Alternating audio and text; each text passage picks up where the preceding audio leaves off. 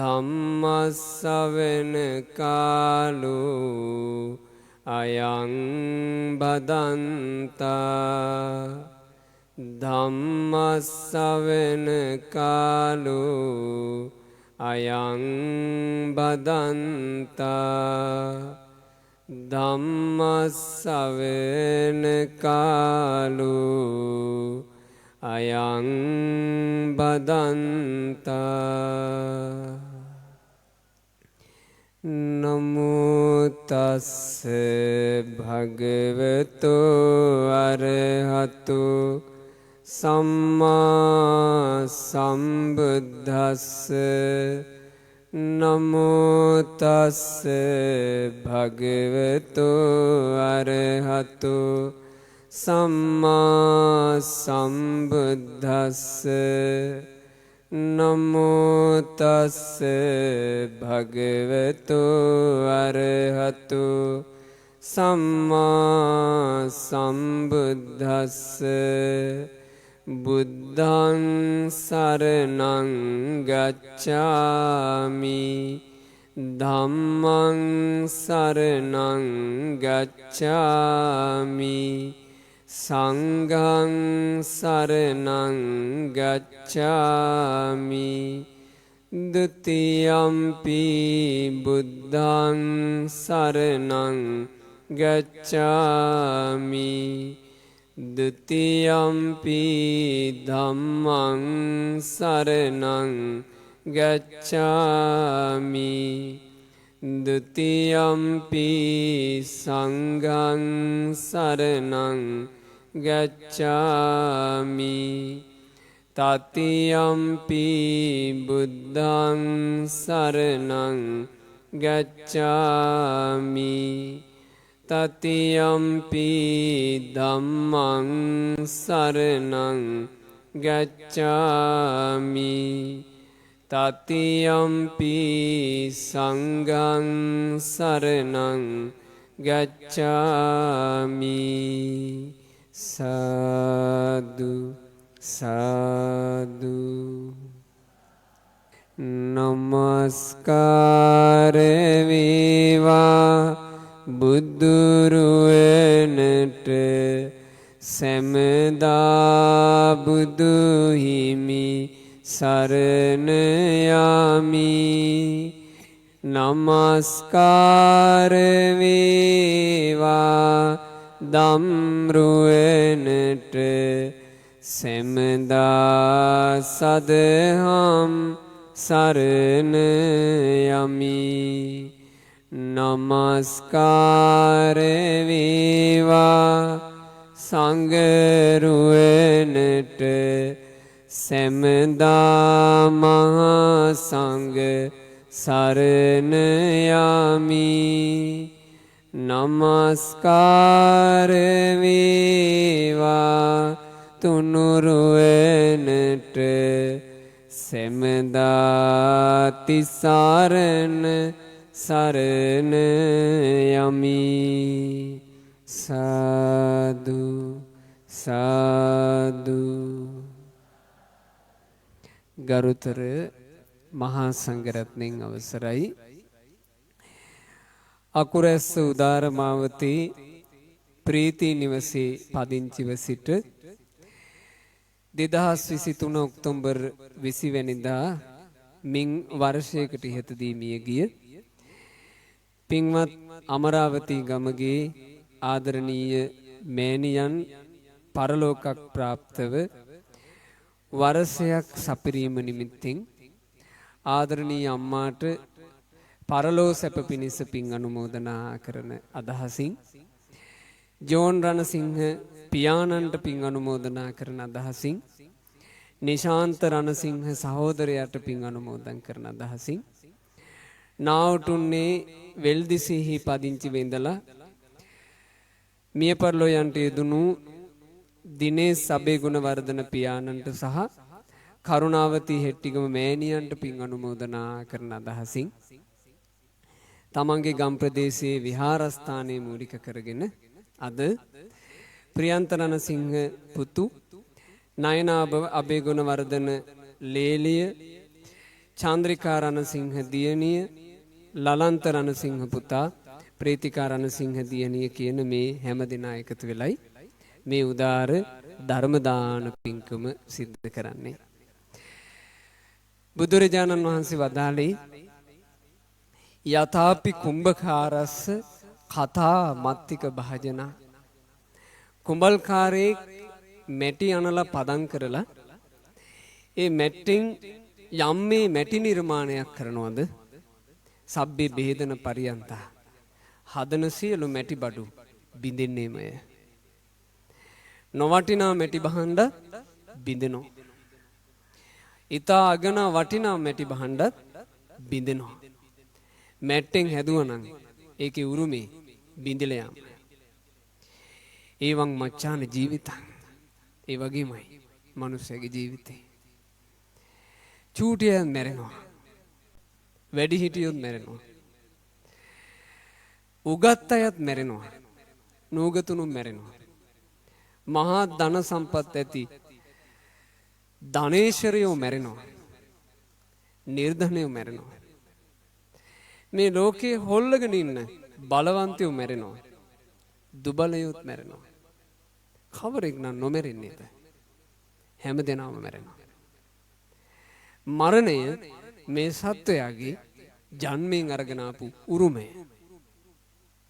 උපදිනකොටම යම් මේ දෙයක් මේ සත්වයා මිටිමොලවන් ආවාද කියලා ඇහුවොත් මහෝෂධ පඬිතුමා අම්මාගේ කුසින් ජනිත වෙද්දීම සාග්දෙවිඳුන්ගේ ආශිර්වාදයක් විදිහට අත මිටි මොලවාගෙන ආවයි කියනවා ඖෂධ ගැටක්.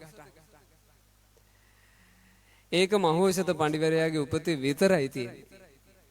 වෙන කවුරුත් උපදිනකොටම අත මිටි මොලවාගෙන මොකුත් ඇවිත් නැහැ.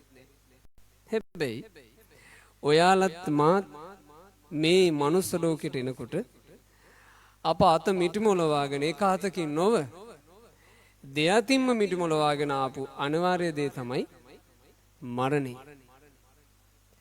නහිසෝ උපක්කමෝ යම පිංගතුනේ මරණයට ලංවීමක්. ඒ වූ මරණයට ලං වෙන ජීවිත සුවපත් කරන්නයි පින්වන්ත මහා සංඝරුවන නිදුක්ව නිරෝගව දීර්ඝායුෂලා මිගාර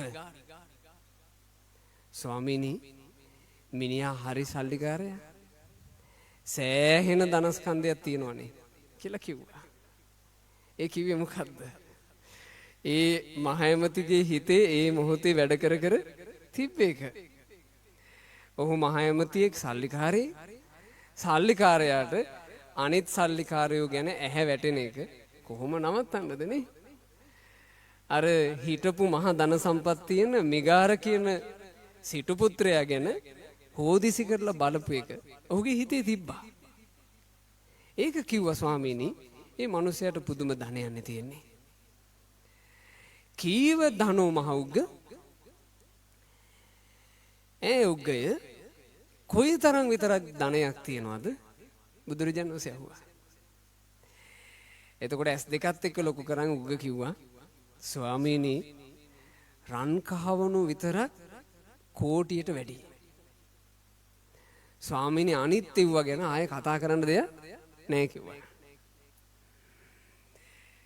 බුදුරජාණන් වහන්සේ එතකොට උග්ගට කියනවා උග්ග ඔබ ඔය කියන ධනයක් නම් තමයි. තං නේතං නත්ථීති වදාමි. මං ඒක නෑ කියලා කියන්නේ.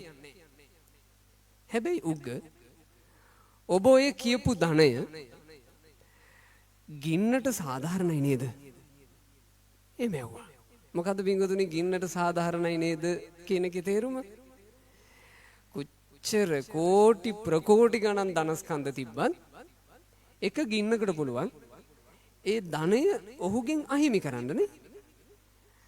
හම්බ කරලා ගොඩ ගහගත්ත ධනස්කන්ධ තියෙද්දි ඒ ධනයේ අයිතිකාරයා ගිනි අරගෙන මැරෙනවා පේනවා. ඒ අයිතිකාරයා ජීවත් වෙලා ඉද්දි හම්බ කරපු ධනය ගිනි අරගෙන විනාශ වෙනවා පේනවා. සාධාරණං අග්ගිනා ඒ ධනය ගින්නට සාධාරණයි. උග්ගෝ ඒ කියන ධනය ජලයටත් සාධාරණයි නේද? ජල ගැල්මක් ආවොත් එීම ඒ ජල ගැල්මෙන් අර ධනයත් එක්ක ධනවතාගේ සම්බන්ධතාවය නැති වෙලා යනවා පේනවා. මේ වතාවේ ජලගැල්ම ගම් වතුර ආපු මොහොතේ මම රූපවාහිනියේ වීඩියෝ පටවල දැක්කා වහල මට්ටමට ඇතැම් මිනිස්සුන්ගේ ගෙවල් යට වෙලා. අපේ අසපුවටත් වතුර දාපු නිසා අපි දන්නවා වතුර දාගෙන එනකොට අඟල් කීපේ පිරීගෙන එනකොට අපි ආරක්ෂා කරගත යුතු බඩු මුට්ටු ටික ඔක්කොම අරගෙන උඩ තට්ටු වලට දාගන්නවා. අපි උඩ තට්ටු වලට දාගෙන යට තට්ටු වල තිබුණු සංගසතු වස්තුව රකින්නවා. අර මිනිස්සුත් වතුර දානකොට ඇඳන් උඩට බඩු පුරවලා ඒ ඇඳන් සමහරලාට කඹ ඇදලා වහලවල් ගානට උස්සන්න ඇති. ඒ මිනිස්සු බලාගෙන ඉද්දි වතුර නැගලා ඒ මිනිස්සුන්ගේ ගෙවල් වල වහල මට්ටමට වතුර ආවා. මොනවක් කරන්නද? ඒ ධනය ජලයට සාධාරණයිනේ. සුනාමි ආවා. මිනිස්සු එක්රැස් කරගෙන තිබුණු ධන සම්පත්තිය සටහන් මාත්‍රයක්වත් නැතුව ඒ මහා ජල කඳ විසින් අරන් ගියානේ. ජලයට සාධාරණයි.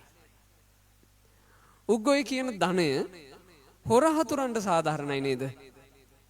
හොර හතුරු ධනවතාගෙන් ඒ ධනය අහිමි කරනවා. සමහරට ධනවතා ජීවත් වෙලා ඉද්දි ධනය පැහැරගෙන යනවා.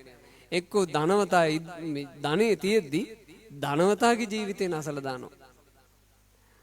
උග්ගොයි කියපු ධනය ආණ්ඩුවට සාධාරණයි නේද? ආණ්ඩු මාරු වුණාට පස්සේ සහ ආණ්ඩු ගන්න තීරණ වලට අනුව අපේ ධනයන් වලට එක එකව වෙන්නේ නැද්ද? ඒවට ඔයාලට අත්දැකීම තියෙයි. අපි කොච්චර හිම්බත් වෙලා ධන සම්පත් හෙව්වත් ආණ්ඩු ගන්න තීරණ නිසා අපි හොයපු ධන සම්පත්තිය නිකාම් පුස්සක් වෙලා විනාශ වෙලා යනවා. බුදුරජාණන් වහන්සේ මෙහිම ප්‍රශ්න ඇහුවා එක දිගට උග්ගගෙන්. ඒ ප්‍රශ්න අහද්දි උග්ගට තේරුණා මං මහා ලෝක එකක් වගේ ඇස් ගෙඩි දෙකක් ලොකු කරන් කිව්වට මේ ධනය හරි නිස්සාරයිනේ. එක ජලයකින් නැසෙන, එක ගින්නකින් නැසෙන හොර හතුරන්ට නසන්න පුළුවන්, ආණ්ඩුවට නසන්න පුළුවන් මේ ධනය එච්චර සාරවත් ධනයක් නෙමෙයිනේ. උග්ගගේ හිතට ඒක අහනකොට ඒක හිතෙනකොට බුදුරජාණන් වහන්සේ උග්ගට කියනවා උග්ග ඔබ දන්නවද මේ බුද්ධ ශාසනය ඇතුලේ තියෙන ධනයක්.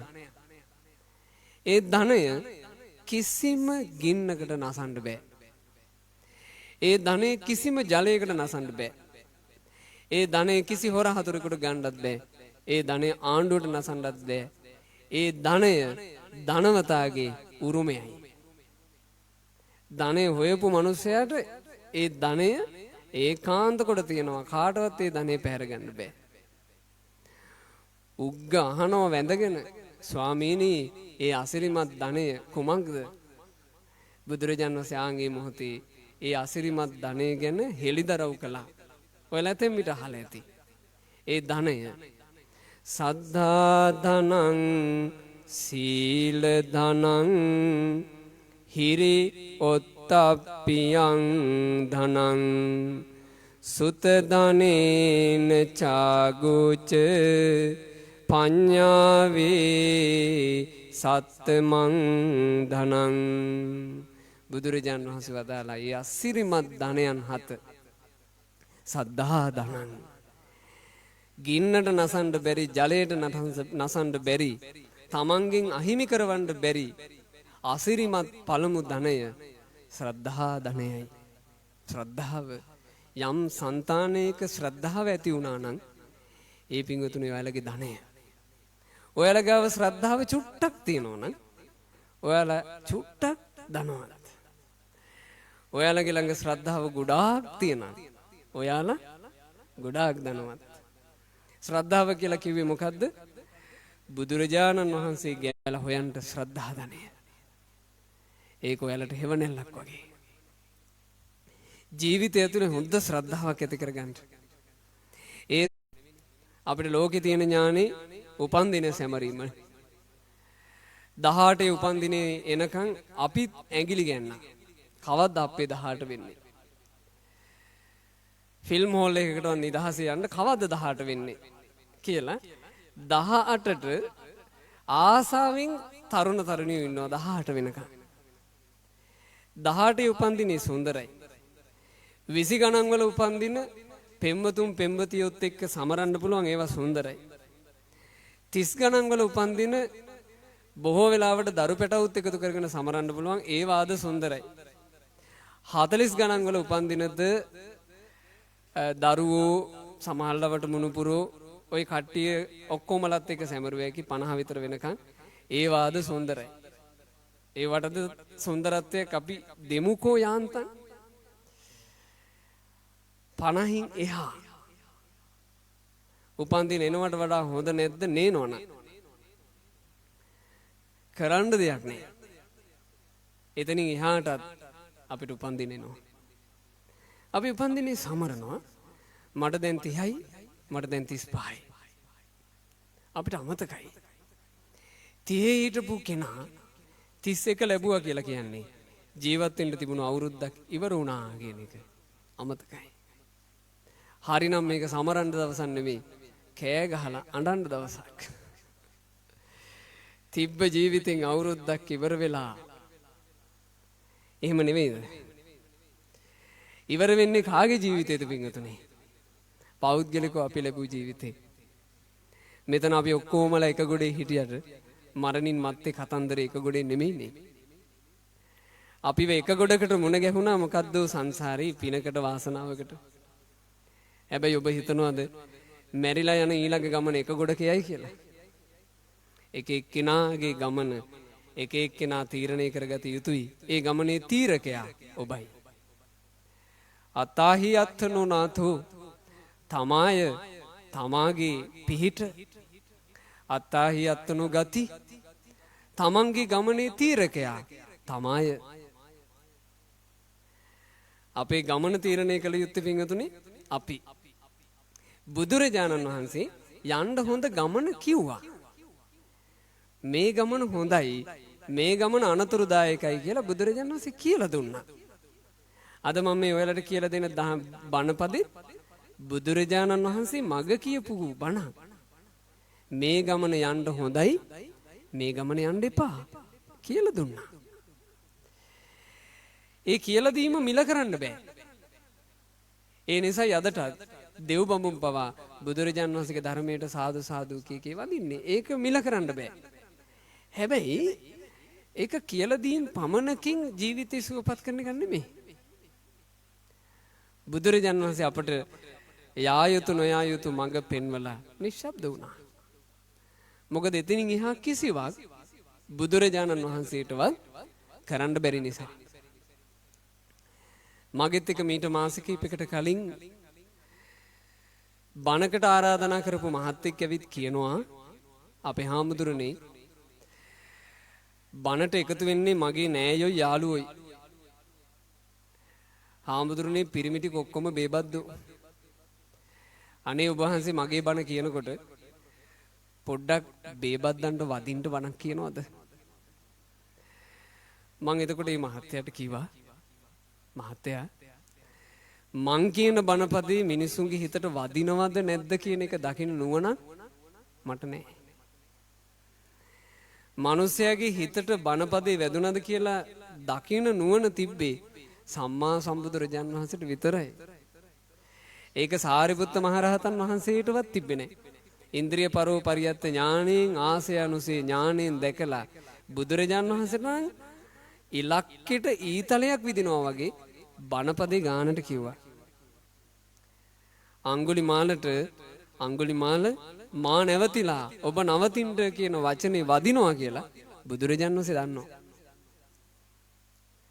කිසා ගෝතමීට නොමල ගේකින් අබමිටක් අරගෙන ඉන්න ගෝතමී කියන වචනේ වදිනවා කියලා බුදුරජාණන් වහන්සේ දන්නවා. පටාචාරා දරුවෝ වෙනුවෙන් අඩපු කඳුළු සතර මහා සමුද්‍රයේ දියට වැඩි දැන් ඔය ඇඬුම් නවත්තන්න කියන වචනේ වදිනවා කියලා බුදුරජාණන් වහන්සේ දන්නවා. ඒක වෙන කවුරුත් දන්නේ. මං කිව්වා මාත්‍ය මම මෙහෙම කරන්න. ඔයාලගේ බණේදි මං කියන්නම් මත්පැන් මත්ද්‍රව්‍ය භාවිතය මෙලොවටත් අනතුරක්, පරලොවටත් අනතුරක්, සංසාරයටත් අනතුරක්. ඒක කරන්න එපා. මත්පැන් මත්ද්‍රව්‍ය භාවිතයෙන් වැළකීම මෙලොවටත් හොඳයි, පරලොවටත් හොඳයි, සංසාරයටත් හොඳයි. ඒ නිසා මත්පැන් මත්ද්‍රව්‍ය භාවිතයෙන් වැළකෙන්න මං කියන්නම්. එතන එහා ටික මහත්තයා ඔයාගේ නෑයන්ටයි යාළුවන්ටයි බාරයි. එහෙම නෙමෙයිද පින්වතුනි? අපි කොච්චර බණ කිව්වත් බණ අහන මිනිහා ඉන්නේ වැරදි පාරේ නම් අපි මොනවා කරන්නද? උගුරෙන් ලේ රහා එන්න බණ කිව්වත් ඒ බණපදයට සවන දෙනවා වගේ බොරුවට වාඩි වෙලා ඉන්න මිනිසයා නැගිටලා ගිහිල්ලා කරන්නේ එපා කියපු එකම නම් අපි මොනවා කරන්නද? ප්‍රාණඝාතය කරන්න එපා පින්වතුනේ කියලා කියද්දී බණ අහපු මිනිහා නැගිටලා ගිහින් කරන්නේ මදුරුවා මරණ එක නම්, කැරපොත්තා මරණ එක නම්, සත්තු මරණ එක නම් බණ කියන අපි මොනව කරන්නද? සල්ලාල වෙන්න එපා පින්වතුනේ කියලා බණ කියද්දී ඒක අහගෙන කියපු කෙනා මිනිහා එහෙ මෙහෙ වෙච්චි ගමන් වෙන මිනිසෙක් එක්ක ලගිනවනම්, බිරිඳ එහෙ මෙහෙ වෙච්චි ගමන් වෙන කාන්තාවක් එක්ක ලගිනවනම් බණ කියන අපි මොනවා කරන්නද? කොච්චර කට කැඩෙනකම් බණ කිව්වත් බෝතලයක් සිගරට්ටුවක් අත්හැරගන්න පෞරුෂයක් නැත්තම් අපි මොනවා කරන්නද? ඒ නිසා ඔබේ ගමනේ තීරකයා කවුද? ඔබයි. මට පුළුවන් දේ කරන්න. මොකද්ද මට පුළුවන් දේ? එපා දේ එපා කියලා කියන්න. කරද්දී ජීවිතේට සුවය ලැබෙන දේ මේකයි කියලා කියන්න. මේක පරිස්සමට අරගෙන යෑමත්, ඔයාලගේ ජීවිතේ කොටසක් කර ගැනීමත්, එය පුරුදු කර ගැනීමත් සුපින්නතුනේ ඔයාලට බාරයි. ශ්‍රද්ධාව ඇති කරගන්න ඒක ඔයාලට ධනයක්. අශ්‍රද්ධාවන්ත වෙන්න එපා. ඒකෙන් ඔයාලට හානියක් වෙයි. පින්වතුන්ලට ශ්‍රද්ධාව නම් වූ සොඳුරු ධනයෙන් ධනවතුන් බවට පත්වෙන්න වාසනාව ලැබෙත්වා.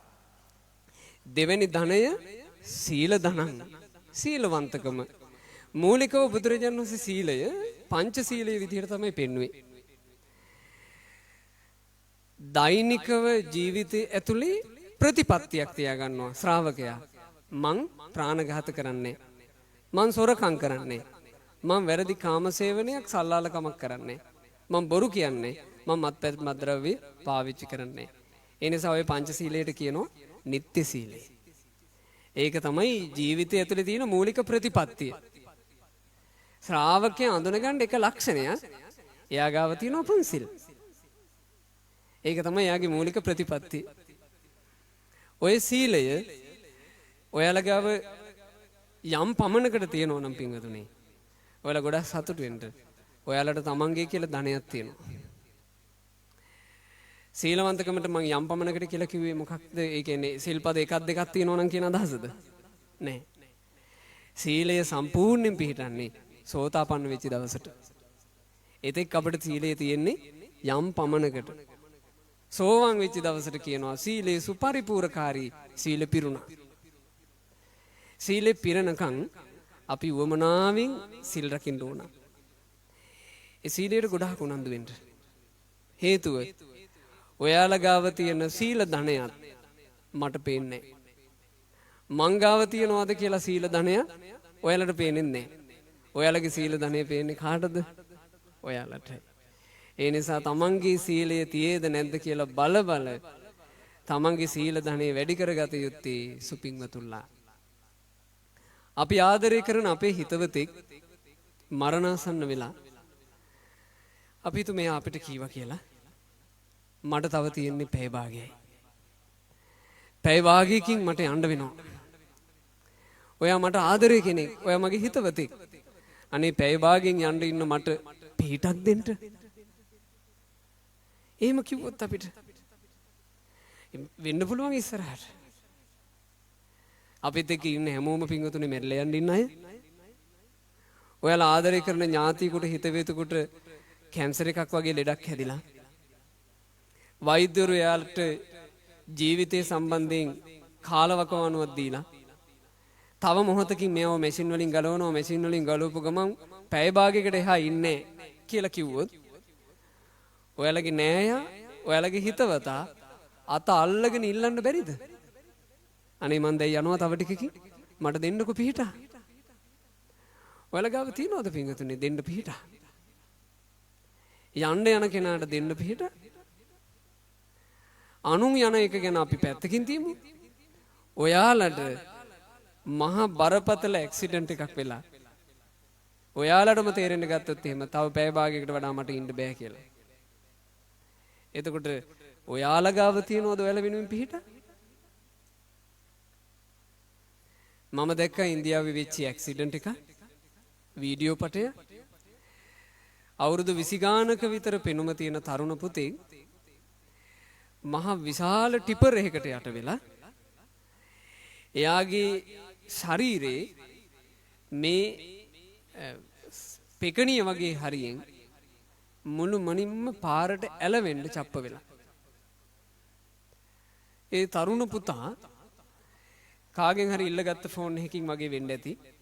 ඒ ෆෝන් එකේ සෙල්ෆි කැම් එක ඔන් කරගෙන එයා තමන්ගේ ඇඟට වෙලා තියෙන දේ මෙහෙම කැමරාව උස්ස බලනවා.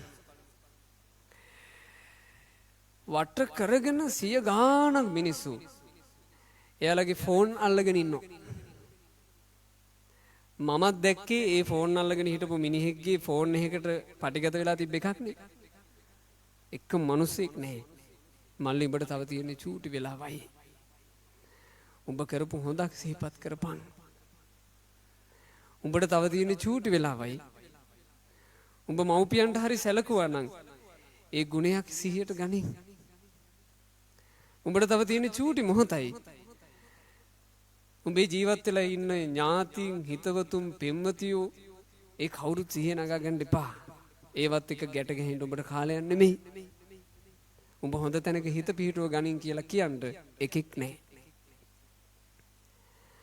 අනුන්නේ පිහිටක් පින්වතුනේ ඔයාලටත් මටත් තියේ කියලා එහෙම විශ්වාස කරන්න අමාරුයි.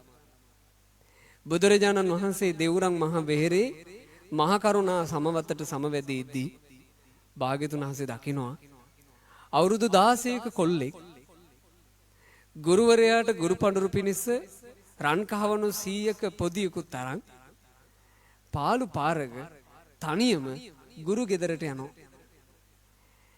ඒ තරුණයා හනි හනිකට පියවර තියනවා ඉක්මනට ගුරු ගෙදරට යන්න ඕන කියලා. හැබැයි ඒ 16 කොල්ල දන්නේ තියෙන හැම පියවරකින්ම මං වේගෙන් ලං වෙන්නේ මගේ මරණයට කියලා. බුදුරජාණෝ දැක්කා. ඔහුට තියෙන්නේ තව පැය භාගයක විතර ඊටාම ටිකයි. බුදුරජාණන් වහන්සේ එක මොහොතකින් දෙවුරන් වෙහෙරින් නොපෙනී ගිහින් ඒ තරුණයා ගමන් කරන පාරේ ඉස්සරහ තිබුණු රුක් සෙවණකට ආවා. ගහයට බුදුරජාණන් වහන්සේ වැඩ ඉන්නවා. ඈතින්ම එන තරුණයාට බුදුරජාණන් වහන්සේ අති අමයුරු කුරවීකනාදේ පරදන බ්‍රහ්මස්වරයෙන් කතා කළා. චත්ත පුතේ මෙහෙටෙන්ට. ඒ බුදුරජාණන් වහන්සේගේ ස්වරය අර කොල්ලගේ හිතට සැනසීමක් ගෙනාවා. හැරිලා බලනකොට පේනවා දෙතිස් මහා පුරුෂ ලක්ෂණයන්ගෙන් සුන්දර වෙච්චි රන්වන් සිරුරක් තියෙන බුදුරජාණන් වහන්සේ අර රුක් සෙවණි වැඩ ඉන්නවා. අද පිළිමයක් දැක්කම අපේ හදවතට කොච්චර සැනසෙල්ලක් දැනෙනවද? එදා බුදුරජාණන් වහන්සේ දකින්නකොට අර කොල්ලාට කොච්චර සැනසීමක් එන්නේද? බුදුරජාණන් වහන්සේ ළඟට ආවා. දන නමල වාඩි වුණා. බුදුරජාණන් වහන්සේ ඇහුවා චත්ත පුතේ ඔයා බුදුරජාණන් වහන්සේව සරණ ගිහින් ඉන්නේ? ස්වාමීනි මං එහෙම එකක් දන්නේ නෑ. බුදුරජාණන් වහන්සේ සරණ යන්න ඕනේ කියලා. චත්ත එහෙනම් ඔයා බුදුරජාණන් වහන්සේ සරණ යන්න. ඒ බුදුරජාණන් වහන්සේ කියලා කියන්නේ රාග ద్వේෂ මෝහ නසපු නික්කලස් පාරිශුද්ධ පදනාහම ඔයාලගේ ජීවිත සුවපත් වෙන්නේ නැද්ද? දහම් දැනුම හදන්න. දහම් දැනුමින් හිත පුරවන්න. ඔයාලගේ ජීවිතේ ගොඩාක් බනහන්න. කාලයේ නිස්කාරණ දේවල් වලට අපතේ යන්න දෙන්න එපා. ඔයාලා බනහන්න. ගෙවෙන දවස අඩුම තරම එක බණපදයක් අහලාවත් පුරව ගන්න පුළුවන් වුණොත් මං හිතනවා ඒක වටිනවා කියලා. ඉතින් මට පුළුවන් යෝජනා කරන්න. ඒවට වටිනාකමක් දීම ඔයාලගේ ළඟ තියෙන කන්නේ. ගත වෙන පැය කීපය ඇතුලේ ඔයාලට පුළුවන් නම් චූටි හරි බණපදයක් දවසට අහලා. ඒකෙන් ජීවිතේ යම් දහම් දැනුමක් හදන්න. මම මේ කියන ඒ වගේ වටිනාකම ඔයාලා යම් දවසක දැනගන්න දවසක් එනවාමයි. දහම් දැනුම හොඳට හදාගත්තොත් ඒ දහම් දැනුමේ සුව ඔයාලා විඳීවි. ජීවිතේට ප්‍රශ්න එනකොට දහම් පදයක් හිතට ඒවි. ජීවිතේ කංකටොළු එනකොට දහම් පදයකින් ඔයාලව සනසවාවි. අඩු ගානේ ප්‍රශ්න ඉස්සරහා නෑ ඉවසීමනේ වටින්නේ බුදුරජාන් වහන්සේත් ඉවසන්න කියලානේ කිව්වේ කියන එක ඔයාලගේ හිත ඔයාලට කියයි. දහම් දැනුම තිබ්බොත් වැඩිපුර දේශපාලඥයන්ගේ කතා අහන කාලෙට දේශපාලඥයන්ගේ අදහස් ඔළුවේ කැරකෙන එක නවත්තන්න බෑ. අහන දේට අනුව හිත නැමෙනවා.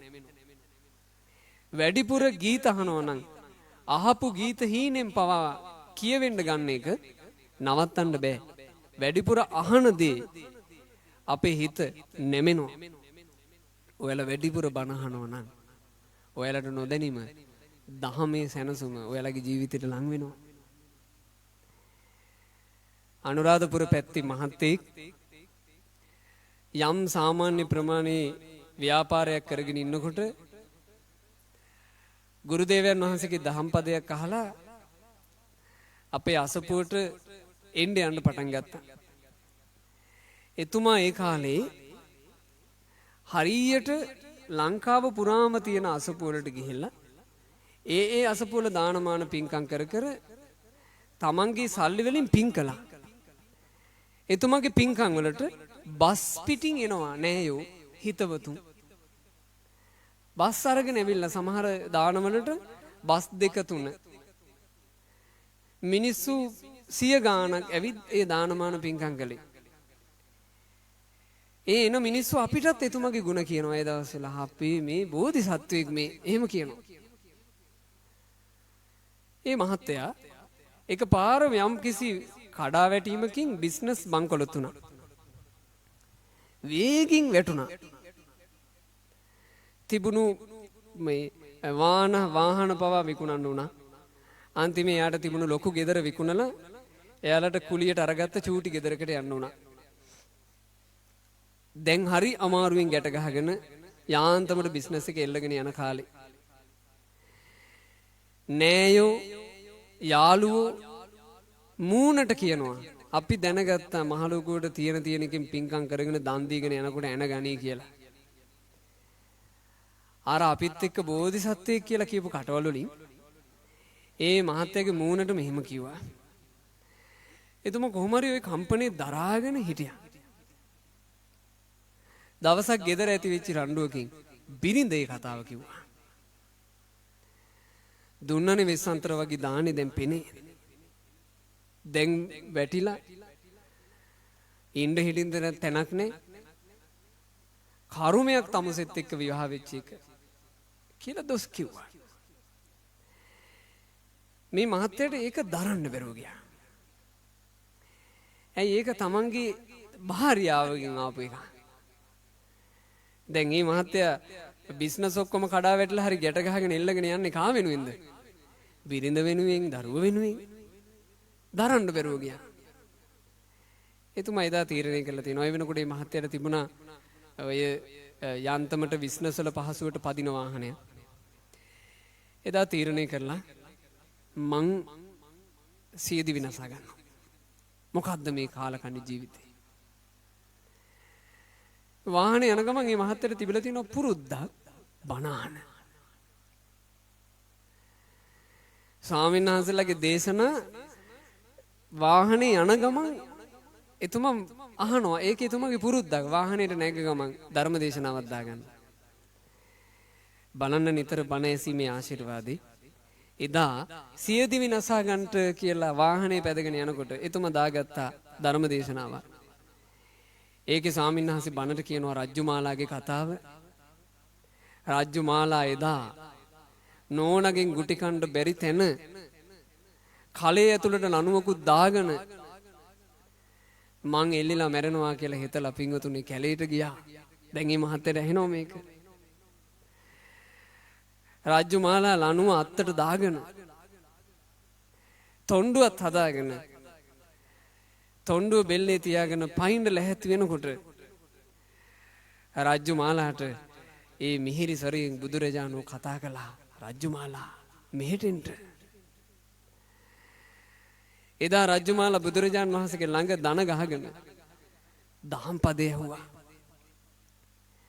ඒ දහම් පදේ ඉවර වෙනකොට රාජ්‍යමාලා සෝතාපන්න ඵලය සාක්ෂාත් කළා. රාජ්‍යමාලා තමන් මේ ජීවිතේ සෝවාන් ඉන්න වාසනාවන්ත චරිතයක් කියලා දැනන් හිටියේ නෑ. හැබැයි ඒක දැනගෙන හිටියා අරහත් සම්මා සම්බුදුරජාණන් වහන්සේ. සෝවාන් වෙන ශ්‍රාවිකාවට තමන්ගේ නෝනාගෙන් සතෙක් වගේ ගුටි කකා ඉන්න උනා. උන්වහන්සේ බණට කිව්වා ඒ නිසා සදහැවතුනේ ඔයාලා සමහර වෙලාවට නොයෙක් දේවල් වලින් ගුටි කකා අසරණව ජීවිතේ ගත කළත් ඔයාලා වාසනාවන්තයි කියලා හිතන්න එපා. සෝවාන් වෙන්න පින් තිබ්බ වාසනාවන්ත රාජ්‍යමාලා නෝනාගෙන් ගුටි කකා හිටියානම් මේ ජීවිතය ඇතුලේ ධර්මයක් අවබෝධ කරගන්න වාසනාව තියෙන ඔයාලා එක වගේ ගුටි කකා ඉන්න බැරිද? ඒ නිසා මේ ජීවිතයට වටිනාකමක් දෙන්න කිච්චෝ මනුස්ස පටිලාභෝ මනුස්ස ජීවිතේ වටිනවා. කන කැස් බෑවා වියසිදුරෙන් අහස බලනවටත් වඩා මේ මනුස්ස ජීවිතේ වටිනවා.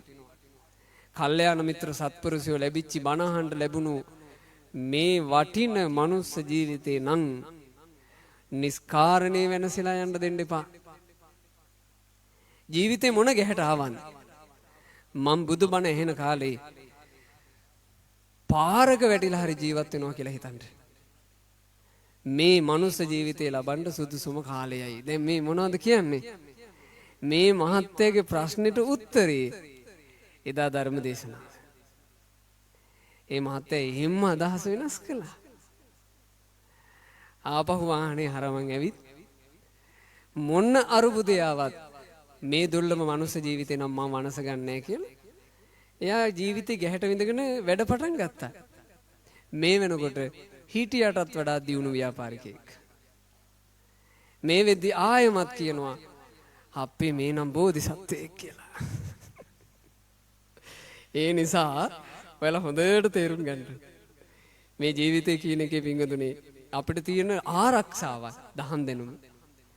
බුදුරජාණන් වහන්සේ හා අපිට දැන් ඉන්න ශාස්ත්‍රුන් වහන්සේ තමයි අපි දහම් දෙනුම. ඔයාලට ශාස්ත්‍රුන් වහන්සේව තේරෙන්න නම් දහම් දෙනුම තියෙන්න එපයි. නැත්නම් අද කොහොමකින්ද ශාස්ත්‍රුන් වහන්සේ දැකගන්නේ? බුදුරජාණන් වහන්සේ දේශනා කරපු ධර්මයත් විනයත් නම් අපට ශාස්ත්‍රු. අපි ධර්මයේ විනය දන්න පමණට තමයි අපිට ශාස්ත්‍රුන් වහන්සේව පේන්නේ.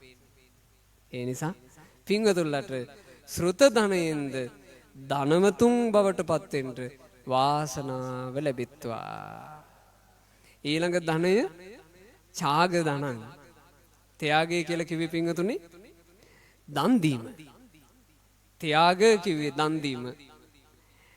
ඔයාලා හිතලවත් තියනවද දානය ධනයක් කියලා? දානය කියන එකෙන් අපිට පේන්නේ පින්වතුනි ධනෙ අහිමි වෙනවා වගේනේ. අපිට තිබුණු ධනයක් යට කරගෙන තමයි අපිට දන් දෙන්න වෙලා තියෙන්නේ. දැන් අද මෙච්චර දුරක තියෙන මේ ධර්මානුශාසනාව වෙනුවෙන් මේ ධර්ම දාන පින්කමට තමන්ගේ අම්මා වෙනුවෙන් කරපු පින්කමට මේ දරුවන්ට ලොකු වියදමක් කරන්න උනා.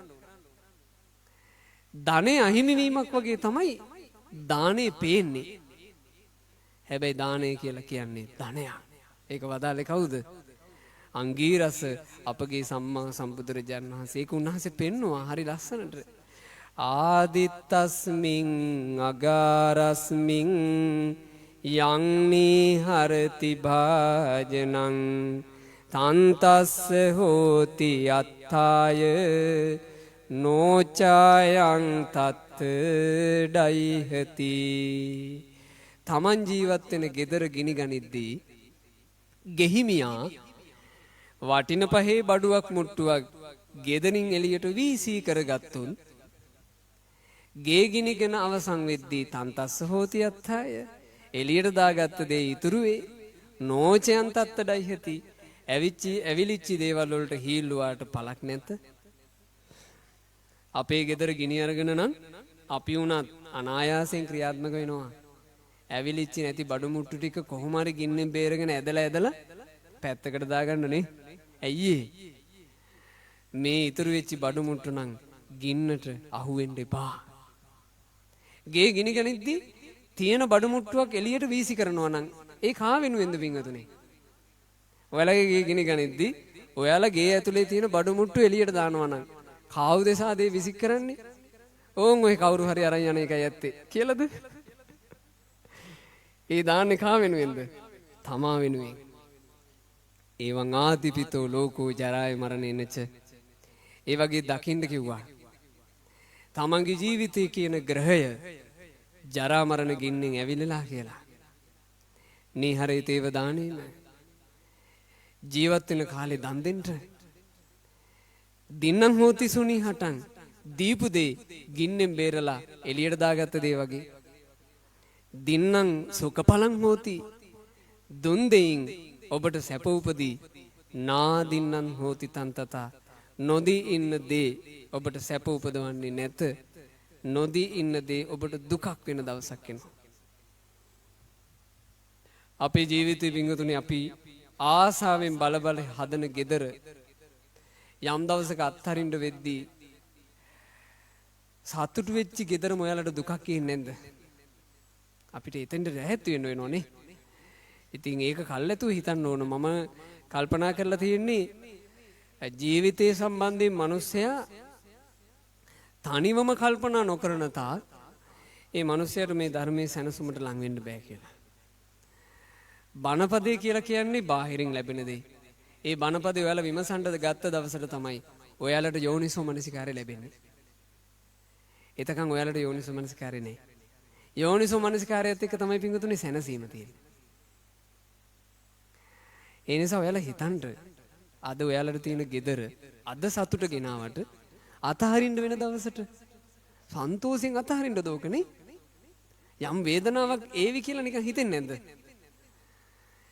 විදේශගත වෙච්ච අම්මලා මෙතන ඉන්නවනම් ඒ අම්මලාට දැනෙන්න ඕන දරුවෝ අත්හැරලා දාලා යනකොට ඇඟෙන් කෑලි ගැලවෙනවා වගේ දැනුන්නේ නැද්ද මේ ඉන්න ළමයි අවුරුදු 2කින් විතර එනවා කියලා දැනගෙන යනකොට ඒ අත්හරිද්දි තැඟෙන් කෑලි ගලවනවා වගේ අමාරු නම් ජීවත් වෙලා මැරෙන්න යන දවසට ඉන්න අයව අතහරින එක සතුටින් කරගන්න පුළුවන් වෙයිද වේදනාවක් වෙයිද වේදනාවක් වෙනවා කියලා අපිට උපකල්පනය කරෑකිනේ නේ එහෙම වෙනවා එහෙම වෙන දේවල් ගොඩක් එක්ක විතරක් නම් අපි ඔට්ටු වෙන්නේ ඉතින් වේදනාවන් ඉස්සරහට තියෙන්නේ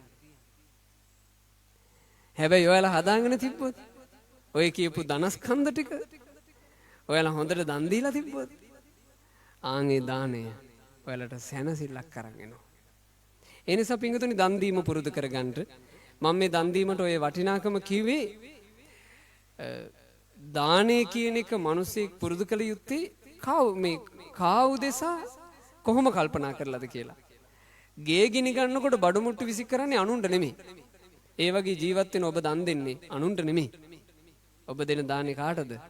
ඔබටමයි. ඒ ඔබටම ආරක්ෂාවක්. පින්වතුන්ලට ත්‍යාග ධනෙන්ද ධනවතුන් වෙන්න වාසනාව ලැබේවා. ඊළඟට බුදුරජාන් වහන්සේ කිව්වා අන්තිම ධනය. ඒ මොකක්ද ධනය? පඤ්ඤාවේ සත්තමං ධනං.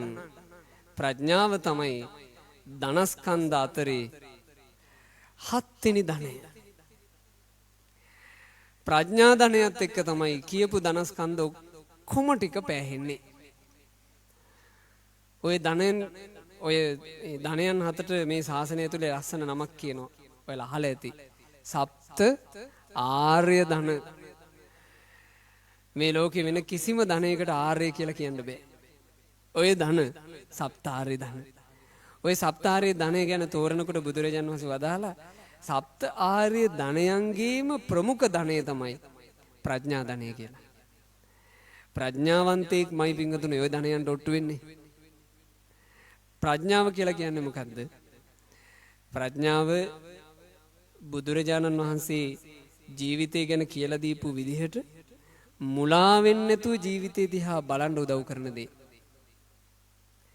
වයසට යන මිනිස්සු දකිද්දී ඔබට මතක් වෙනවා නම් මාගේ තරුණකමද හැමදා තියෙන්නේ නැත මාත් වයසට යනවා කියලා. ඒක ඔයාලගේ ප්‍රඥාව. ලෙඩ වෙන මිනිස්සු දකිද්දී ඔයාලට හැඟෙනවා නම් මමත් ලෙඩ වෙන කෙනෙක් ලෙඩ දුක් කුරුම කරගත්ත එකක් මේක. අද තියෙන නිරෝගීකම කොච්චර දවසක් තියේද දන්නේ.